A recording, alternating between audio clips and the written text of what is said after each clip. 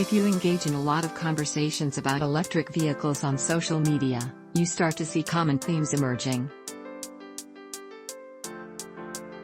Rather than rebuffing each one of these in turn, perhaps a future article, there's a deeper underlying reason for all this hate.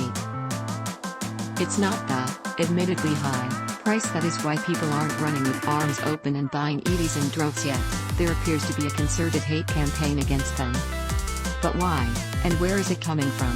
The high price is something that can't be denied. Most EVs are still at least £10, $13, more expensive than equivalent internal combustion engine, ICE, models.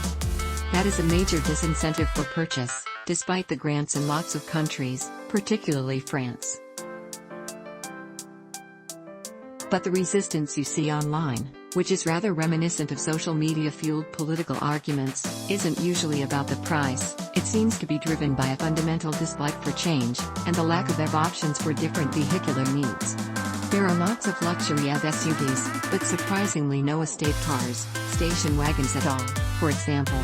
The reason there is not so much choice in the EV market is because existing manufacturers don't want to sell electric cars, says Rupert Mitchell, Chief Strategy Officer at Chinese EV manufacturer.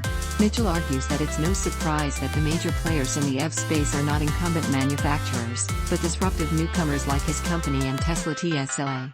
Although EV sales are growing fast, up 175% year-on-year in the UK by July 2020, for example, they're still less than 5% of overall car sales in Britain. For most incumbents, that means at least 95% of their sales are still ICE, so there are only limited incentives for creating electric platforms.